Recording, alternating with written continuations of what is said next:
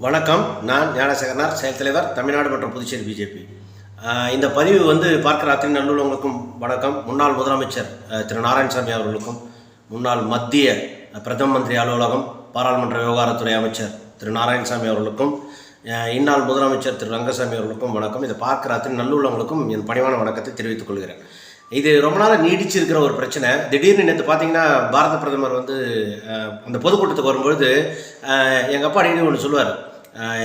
எல்லாத்தையும் வச்சுட்டு சாப்பாட்டில் அருஞ்சுவையும் வச்சுட்டு லாஸ்ட்டாக ஒரு ஸ்பூன் அசிங்கம் வச்ச கதையாக இவ்வளோ பிரம்மாண்டமாக நடந்த எல்லா நிகழ்வுலையும் திரு ரங்கசாமி அவர்கள் யார் பேச்சோ கேட்டு அது மேடையில் ஒரு அநாகரிகமாக இது எங்களுக்கு ஒரு வழி, இது ஒரு பிரச்சனை அப்படின்னு எப்பவுமே நம்ம வீட்டுக்கு வருகிற விருந்தாடி போல தான் நாட்டின் பிரதமர். அவர் பூரா இந்தியாவும் அவருக்கு எல்லா இடத்துலையும் வளர்ச்சி அடையணும்னு நினைக்கிற ஒரு நல்ல தலைவர். அப்படி இருக்கும்போது இங்கே இன்னமும் இவ்வளோ 1000 கோடிக்கு நலத்திட்டங்களை கொண்டு வர நம்ம வீட்டு விருந்தாடியை எல்லாமே அரிஞ்சுவையும் படைச்சிட்டு அதில் ஒரு ஸ்பூன் அசிங்கத்தை வச்ச கதையா அப்படி ஒரு மாநில அந்தஸ்து கோரிக்கையை மேடையில் வைக்க வேண்டிய அவசியம் இல்லை. இது ஒரு அநாகரிகமாக செயலாக தான் நான் பார்க்குறேன். ஏன்னா அதை கேட்குற முறை இன்னும் கூட ஒரு தனியாரையில் ஒரு மனுவாக கொடுத்தாரு. அதுக்கப்புறம் அது ஒரு 2 நாள் கழிச்சோ மறுநாளோ நாங்கள் கேள்விப்பட்டோம், முதல்வர் பிரதமரிடம் மனு கொடுத்து ஒரு அழுத்தம் கொடுத்தார். இதுவே போதுமானது. அது ஏன் அது ஒரு பொதுக்கூட்டத்தில் பேசி அதன் மூலிமா இதெல்லாம் மக்களுடைய அத்தியாவசிய தேவையும் அத்தியாவசிய பிரச்சனையும் ஒரு 4 அல்ல கையனை கூப்பிட்டு கை தட்ட வைக்கிறது மூலிமா இது சரியான போக்காக எனக்கு தோணலை. அதை தவிர நாங்கள் எங்களை போல பல லட்சம் பேர் தூக்கி வைத்து கொண்டாடுகிற, இந்தியா பூரா பல கோடி பேர் தூக்கி வைத்து கொண்டாடுகிற ஒரு நாட்டின் தலைவன், உலக தலைவர்களால் பிரமிப்பாக பார்க்கக்கூடிய தலைவனை கூட்டம் உட்கார வச்சு அப்படி சொன்னது ஒரு வகையில் எங்களை போல அதிதீவிர தொண்டர்களுக்கு அது மனசு பாதிக்கப்பட்டிருக்கும். ஏன்னா எல்லாமே சிறப்பாக போச்சு, அழையப்பா இந்த நேரத்தில் போய் அதை வாயை திறந்தார் அப்படின்ற மாதிரி ஆகிப்போச்சு. அதனால் முதல்வர் அவர்களை, திரு ரங்கசாமி அவர்களை நான் என்ன கேட்குறேன்னா, நீங்கள் கூட்டணியில் இருக்கிறீங்க, கூட்டணி தலைவர் அப்படி வச்சு நான் உங்களை பேசுகிறேன். என்னென்னா 25 ஆண்டு காலம், கிட்டத்தட்ட ஒரு 18 வருஷம் நீங்கள் சீஃப் மினிஸ்டராக இருந்திருக்கிறீங்க. மத்தியில் பவர்ஃபுல் மினிஸ்டராக திரு நாராயணசாமி அவர்கள் இருந்திருக்கிறார். அதில் அவர் போர்ட்ஃபோலியோ அடிக்கடி எனக்கு ரொம்ப கவர்ந்து இழுக்கும். என்னென்னா பிரதம மந்திரி அலுவலகம், பாராளுமன்ற விவகாரம், இதை விட ஒரு பவர்ஃபுல் இது போர்ட்ஃபோலியோ இருக்க முடியாது. அது கிட்டத்தட்ட நான் வி கால் இட் துணை பிரதமர் ரேங்க் அப்படி வச்சிங்களேன். அப்படி இருந்த ஒரு திரு நாராயணசாமி பிறப்பால் இந்த ஊருக்கார், பூர்வீகம் பூர்ணாவகம். அப்படி இருக்கிற ஒரு பவர்ஃபுல் ஒருத்தவரால் உங்களுடைய பொலிட்டிக்கல் ரைவலாக கொஞ்ச நாள் 2 பேரும் நீங்கள் பதவியில் நீ பெரியவனா நான் பெரியவனான்னு மயிரை பிடிச்சி அடிச்சுக்கிட்டீங்க. அதை மறைக்க முடியாதுல்ல. மேடையில் நீங்கள் கேட்குற அந்த ஒரு பாயிண்ட் மூலிமா மொழி தெரியாத என் தலைவருக்கோ அமித்ஷாஜிக்கோ இல்லை வடநாட்டிலிருந்து வருகிற எங்களுடைய கட்சி சேர்ந்தவங்களுக்கு இவ்வளோ உள் விவகாரம் தெரியாதுல்ல. என் கட்சியில் இருக்கிறவங்க காட்டி கொடுக்க மாட்டான் அவங்கள. ஏன்னா பயம், அவன் வாங்கி துண்டு போகிறதுக்கு அவன் சைலண்டாக போயிடுவான். யதார்த்தம்னு ஒன்று, இந்த கிரவுண்ட் ரியாலிட்டின்னு ஒன்று இருக்குல்ல. கடந்த 25 ஆண்டு காலமாக நான் பெரியவனா நீ பெரியவனான்னு திரு ரங்கசாமியும் திரு நாராயணசாமியும் மயிறு பிடிச்சி இழுத்து முதல்வர் பதவி சண்டை போட்டதின் விளைவு பெரும் பின்னடைவில் அடைஞ்சிருக்கிறோம். பொருளாதாரத்தில் அடைய வேண்டிய குறிப்பிட்ட நேரத்தில் இல்லை. நான் கேட்குறேன், திரு நாராயணசாமி அவர்களும் மத்திய அமைச்சராக இருக்கும்போது இதை செய்திருந்தாலும் இந்நேரம் முடிஞ்சிருக்குமே. அப்போ எது தடுத்ததோ அதே காரணம் இப்பயும் அது தொக்கி நிற்கும். நான் ஒரு பொதுவாக யோசனை பண்ணுங்க. அப்போ ஒரு காரணம் இருந்ததில்ல, அதே காரணம் தானே இப்பயும் தொக்கி நிற்கும்.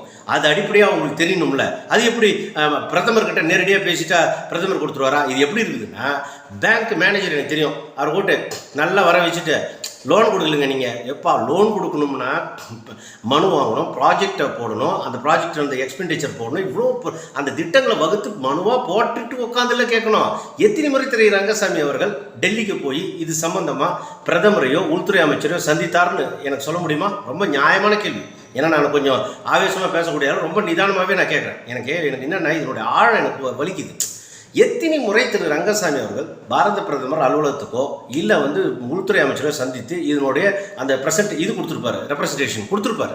அது சம்மந்தமாக எத்தனை தடவை அவர் கேட்டு அவர்கள் உதாசீனப்படுத்திட்டாங்க. இல்லை எதுவுமே அப்படி நடக்கலை. ஏதோ ஒரு காரணம், கைப்பற்றா கூட்டம் கால்பத்தா கூட்டம், இந்த கூட்டணியில் ஏதோ நெருக்கடியில் சேர்த்துட்டோம் ஓடுகாலி மாரி சிந்திக்கிறாரா திரு ரங்கசாமின்னு எனக்கு தெரியல. ஏன்னா அது நான் அதுக்கு மேலே கடுமையான வார்த்தையை போட விரும்பல. எனக்கு அதுதான் தோணுது. ஒரு விஷயத்தை ஆக்கப்பூர்வமாக முடிக்கணும். ஒரு 18 வருஷம் முதலமைச்சராக இருந்தவருக்கு குறைஞ்சபட்சம் இன்னும் 10 நாள்லேயோ 15 நாள்லேயோ நோட்டிஃபிகேஷன் வரப்போகுது. தேர்தல் தேதி அறிவிக்க போகிறாங்க. தேர்தல் அறிவிக்கப்பட்ட பிறகு சாதாரணமான ஒரு சின்ன ஸ்கீமே புதுச்சேரி அரசே அதை செயல்படுத்த முடியாது. அப்படின்னும் பொழுது மத்தியில் மட்டும் எப்படி அதை போய் இப்போ செயல்படுத்திட முடியும்? அது எப்படி அனௌன்ஸ் பண்ணுற முடியும்? அது பாராளுமன்றத்தில் வச்சு விவாதம் பண்ண வேண்டியது. ரைட், இது இப்போ அவசியமற்றதுன்னு தான் நான் சொல்கிறேன். நீங்கள் இதை கையில் எடுக்கிறது எப்படின்னா புடியில்லாத கத்தி அப்படின்றத திரு ரங்கசாமி உணரணும். ரைட், ரங்கசாமி அவர்களுக்கு பொதுவாக ஒரு ஆதங்கம் இருக்குது அப்படின்றது எல்லாருக்குமே தெரியும். ஒரு 5 சாராய ஆலைக்கு அனுமதி கொடுக்கல மத்திய அரசு மூலிமா. அது வரைக்கும் போய் கவர்னர் மூலிமா அது தடுக்கப்பட்டுருச்சு. அது ஏன்னா பிஜேபியினுடைய புதுச்சேரி பிஜேபியோட கொள்கை முடிவு என்னென்ன, அடுத்த தலைமுறையாவது காப்பாற்றுவோம். இங்கே குடிப்பதற்கே தண்ணி ஆதாரமற்றது, நீர் வந்து சுத்தபத்தமாக இல்லாமல் அசுத்தமாகி எல்லாம் உரியப்பட்டு பல லட்சம் உரியப்பட்டு வீணாயிடும்னு ஒரு அக்கறையில் பாரதிய ஜனதா கட்சி மக்களுக்கான கட்சி, அடுத்த தலைமுறையை பாதுகாக்கணும்னு அதுக்கு கொடுக்க முடியாதுன்னு சொல்லிட்டோம். அந்த 5 தொழிலதிபர்கள்ட்ட வாங்கின அட்வான்ஸை திருப்பி கொடுக்க முடியாமல் தவிக்கிறார்கள் அப்படின்னு பேப்பர்லாம் வருது. ஒருவேளை அது காரணமாக அந்த நெருக்கடியை அந்த கசப்பை அப்படி இப்படி மாநில அந்தஸ்துன்னு சொல்லி தப்பிக்கலாம் அப்படின்னு நினைக்கிறாரு. இது ரங்கசாமி மட்டும்தான் பேசுகிறாரா அப்படின்னா வேற யாரும் தீவிரமாக பேச மாட்டாங்க. ரங்கசாமி அவர்கள் ஒன்று கேட்கணும், நமச்சிவாயும் உங்களுடைய மருமகன் நமச்சிவாய் காங்கிரஸ்கார், போன 4.5 வருஷத்துக்கு முன்னாடி காங்கிரஸ்கார், ரைட். போன அமைச்சரவையிலும் பவர்ஃபுல் 2வது அமைச்சர் நமச்சிவாய். நீங்கள் நமச்சிவாய் உங்கள் சொந்தக்கார் மருமகனே இங்கே வாங்க. போன தடவை நீங்கள் காங்கிரஸில் இருக்கும்போது திமுக சிவா அவர்கள் மற்றும் நாராயணசாமிலாம் போனீங்களே, அந்த கட்டப்பை எடுத்துன்னு போனீங்களே டெல்லிக்கு, அதில் ஏதாவது போட்டு கொடுத்தாங்களா மாநில அந்தஸ்து? அப்போ ஏன் கொடுக்கல? எல்லாம் போய் டூர் போயிட்டு ஸ்வெட்டர் வாங்கி போயிட்டு சுற்றிட்டு வந்துட்டாங்க. இவ்வளோதான். அது ஒரு லாங் டைம் ப்ராசஸ். 13 தடவை சட்டமன்றத்தில் தீர்மானமாக ஏற்றது, இது 14 இல்லை 15 அப்படி எண்ணிக்கையில் வச்சுட்டு ஆக்கப்பூர்வமாக மக்களுக்கு என்ன செய்யணும்னு நினைக்கணும்ல. நான் என்ன இப்போ கேட்குறேன், முதல்ல அதுக்கு முன்னாடி வரேன். நாராயணசாமி சொல்லி சிறப்பு மாநில அந்தஸ்து வேணும்னு கேட்டு உங்களை தடுத்தார். நீங்கள் மாநில அந்தஸ்து கேட்டீங்க. நான் என்ன கேட்குறேன்னா, தயவு செய்து நீங்கள் 2 பேரும் வாங்க. ஒதிஞ்சாலையில் ஒரு நாளைக்கு நான் பேனரை கட்டி நான் உங்களுக்கு காத்துனுக்கிறேன். காலையிலேருந்து சாயங்காலம் 5 மணி வரைக்கும். உண்மையிலே இந்த மண்ணின் மீது கொஞ்சமாச்சும் உங்களுக்கு அக்கறை இருந்தால் 2 பேருக்கு 2 மைக்கை போட்டுறேன், 2 சைடு. நான் நடுவில் நின்று நானும் ஒரு மைக்கில் நிற்கிறேன். மாநில அந்தஸ்து என்றால் என்ன, அதனால் என்னென்ன சிறப்பு அடைஞ்சிருக்கும் அப்படின்னு நீங்கள் எதுக்கு கேட்டீங்க அப்படின்னு நீங்கள் விளக்குங்க. யார்? திரு ரங்கசாமி அவர்கள் விளக்கணும். சிறப்பு மாநில அந்தஸ்து தான் வேணும்னு கேட்ட நாராயணசாமி, அது எதனால் அதை கேட்டு நான் காலத்தை 2 பேரும் நாங்கள் இந்த முழு தேங்காவை நாய் உருட்டுற கதையாக உருட்டினே காலத்தை வீணடிச்சுமே அப்படின்றதுக்கு நீங்கள் விளக்கம் கொடுங்க. இது 2ம் தேவையில்லை. யூனியன் பிரதேசமாக இருக்கும்பொழுது எவ்வளோ நிதி ஆதாரம் நமக்கு 90% கிடைச்சிது மானியம், அது எப்படி இப்போ சிறு உடைச்சி வந்து 30ல் வந்து நின்றுது? ஏன் நிதி நமக்குன்னு ஒரு ஸ்பெஷல் அக்கௌண்ட் ஆரம்பித்தோம்? இப்படி இந்த கதையை நான் பேசுகிறேன். இது படித்தவங்களுக்கு மட்டும்தான் புரியும், பாமரனுக்கு சுத்தமாக புரியாது. இப்போ பேசுகிற இந்த விடவே புரியாது. டெக்னிக்கில் உள்ள போக பிரச்சனை வந்துடும். அதனாலே நான் மேலோட்டமாக பாமரனுக்கும் இது புரிகிற மாதிரி. ஏப்பா ஒருத்தர் மாநில அந்தஸ்துன்னு சண்டை போட்டிங்க, இன்னொருத்தர் சிறப்பு மாநில அந்தஸ்துன்னு கேட்டீங்க. இது 2 பேரும் ஏன் கேட்டீங்க? அது ஏன் இவ்வளோ காலமாக நடக்கலை?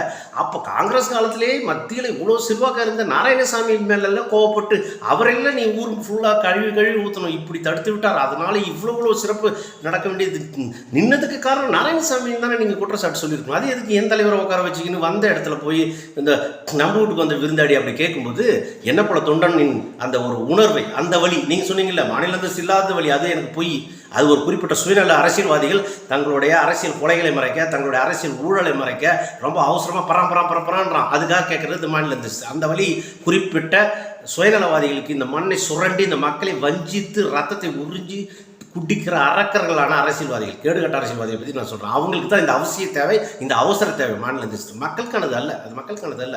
அதனால் நீங்கள் 2 பேரும் பேச வேண்டிய விஷயத்தை என் தலைவரை வச்சு நீங்கள் பேசுறது எனக்கு உடன்பாடு இல்லை. அது சிறிய அளவில் எங்களை போல தொண்டர்களுக்கு வலிக்கிறது. அந்த வழி இப்போ நாங்கள் சொல்கிறது இந்த வழியை, அந்த வழியை விட இந்த வழி தான் உண்மையாக வலிக்குது. பிரதமரை உட்கார வச்சு அப்படி கேட்டது ரைட், இது விட்டுரும். நடைமுறைக்கு சாத்தியமாக சொல்கிறேன். இந்த மண்ணுக்கானவரா உங்களை போல நானும் மண்ணின் மைந்தனா, நீங்களும் இந்த மண்ணின் மைந்தர்கள், நம்ம பேசுவோம். நான் என்ன கேட்குறேன், இப்போது இதே மக்களோட பிரச்சனையை திரு ரங்கசாமி கேட்டிருந்தாருன்னா நான் அவர் ஆதரிக்கலாம்னு இருக்கும்னு எனக்கு தோணியிருக்கும். என்னது, ஒருவேளை பொது மேடையில் வச்சு பிரதமரை கேட்டிருக்கலாம், ஐயா இன்னும் ஊனமுற்றவர்கள் உதவித்தொகையை நான் 500,000 ஏற்றி கொடுக்க விரும்புகிறேன், நான் ரங்கசாமியோடு துணை நின்றிருப்பேன். நீங்கள் இல்லைன்னா முதியோர் பென்ஷனை நான் 500,000 ஏற்றி கொடுக்க போகிறேன், நான் ரங்கசாமியோடு துணை நின்றுருப்பேன். நான் விவசாயிகளுக்கு கொடுக்குற அந்த உதவித்தொகையை இன்னும் உயர்த்தி கொடுக்கணும் 500,000 அப்படின்னு மேடையில் கேட்டிருந்தா நான் திரு ரங்கசாமியோடு நின்றுருப்பேன். மக்களுடைய பிரச்சனையாக எவ்வளோ இருக்குது. ஜி வேலை 125 நாளை விட 200 நாள் 250 நாள் கொடுக்க வேண்டும் அப்படின்னு அவர் அங்கே மேடையில் கேட்டிருந்தாருன்னா நான் அவரோட துணை நின்று இருப்பேன். இதெல்லாம் நேரடியாக மக்களுக்கு பெண்களுக்கு கொடுக்குற மாத உதவித்தொகையை நான் இன்னும் 500,000 ஏற்றி கொடுக்கணும் ஐயா, அதுக்கு ஒரு நிதி, சிறப்பு நிதி நீங்கள் உடனடியாக விடுவிக்க வேண்டும் கேட்டிருந்தார் திரு ரங்கசாமியோடு நான் நின்றுப்பேன். இதுவே மக்களை நேரடியாக இன்னும் மணிக்கடினி லேப்டாப் வந்து இன்னும் நாங்கள் 22,000 கொடுத்தோம்னா நான் இன்னும் ஒரு 50,000 கொடுங்க, இன்னும் அடுத்து சின்ன ஸ்டாண்டர்டுக்கு நாங்கள் கொடுக்க விரும்புகிறோம் அப்படின்னு மேடையில் அவர் ஒரு கோரிக்கையை வச்சிருந்தார். அது வலிக்குது, அப்படி கல்வி நான் காமராஜர் உயர்த்துறேன் அப்படின்னு சொல்லியிருந்தா நான் அவரோடு நிற்பேன். இப்படி மக்களோடு தொடர்புடைய நான் இன்னும் ஐடி கம்பெனி இம்மிடியட்டாக நீங்கள் கட்டுறதுக்கு ஏதாவது ஒரு வழி செய்யுங்க ஐயா அப்படின்னு கேட்டிருந்தாருன்னா எங்கள் ஊர் பிள்ளைங்களுக்கு நேரடியாக வேலை கிடைக்கும், அவங்களுக்கு 10,000 பேர் கிடைக்கும் அப்படின்னாருன்னா அந்த கருத்தியலில் நான் அந்த மேடையில் கேட்டார், பரவாயில்ல ஷார்ப்பாக கேட்டார் அப்படின்னு நான் நின்றுருப்பேன்.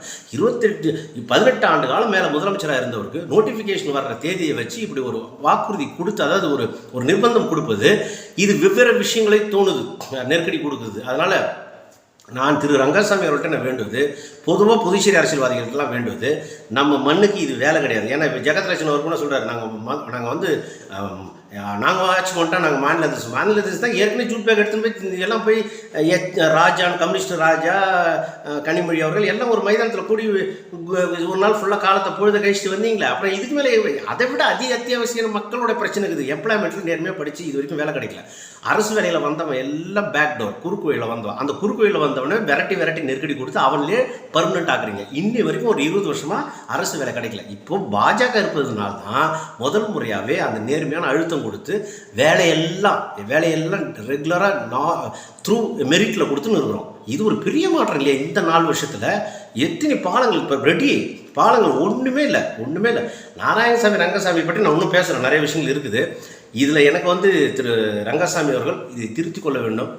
இல்லைன்னா ஏன்னா போன தேர்தல் அப்பயும் இதேமாரி கம்பன் கலையரங்கத்தில் அனைத்து கட்சியும் கூடுற இடத்துல உங்களுக்கும் அழைப்பு கொடுத்து நாராயணசாமி பண்ண ஒரு கிரிமினல் வேலை தான் மாநில அந்தஸ்துன்ற ஒரு புள்ளியில் இணையலாமா அப்படின்னு ஒரு ட்ராமா நடந்தது. அதையும் நான் இது போல் வீடியோ பேசின பிறகு தலைமையெல்லாம் புரிஞ்சு ஒரு சில விஷயங்கள் நகர்வுனால அது ஆஃப் ஆச்சு. நீங்கள் போய் கலந்து கொள்ளவில்லை, உங்களை நினைவுபடுத்துகிறேன். 5 ஆண்டுக்கு முன்னாடி இது நிறைய அரசியல் ரொம்ப கிட்டேருந்து கவனிக்கிறவங்களுக்கு தெரிஞ்சிடும். ஆமாண்டா இவன் சரியாக சொல்கிறாங்க. கம்பன் நேரத்தில் இதே ஒரு புள்ளியில் அதுவே இந்த ஒரு புள்ளியில் இணையிறதுலாம் அந்த மாரி வேலைலாம் வேண்டாம். அது ஊரை ஏமாத்துற வேலை. உள்ளூர்காரனே எங்களை போல, பிஜேபி விட்டுருங்க, உள்ளூர்காரனே எங்களை போல ஆளுங்களுக்கு ஏமாத்துற வேலை. போதுமான முதல் நிதி ஆதாரத்துக்கு நமக்கு வழி இல்லை. 13,000 கோடி அப்ராக்சிமேட்லி நம்மளோட பட்ஜெட்டு. நமக்கு வருமானம் வந்து 6,000 கோடி அப்ராக்சிமேட்லி. துண்டு விடுற 6,000-7,000 கோடியை கொடுப்பதற்கே மத்திய அரசு இந்த அளவுக்கு பெருந்தன்மையாக பண்ணி இப்போ கூட ரீசெண்டாக 200 கோடி ரூபா பிரதமர் கொடுத்தார். இதே உங்கள் திருவாயால் நீங்கள் சொன்னீங்க திரு ரங்கசாமி ஐயா அவர்களே. அதனால் ஆக்கப்பூர்வமாக தொகுதியின் பேச்சுவார்த்தையை சுமூகமாக முடித்து நாம் வெற்றி பெறுவதற்கான வழியை தேடுங்கள். அதில் ஏதாவது உங்களுக்கு இடையூறு இருக்குமே ஆனால் சும்மா அது குத்தம் இது குத்தம், கைப்பட்டா குத்தம் கால் குத்தா குத்தம்னு சொல்லாமல் நாசுக்கா ஃப்ரெண்ட்லியாகவே பிரிஞ்சு உங்களால் ஆன மட்டும் நீங்கள் வெற்றி பெற்றுருவாங்க.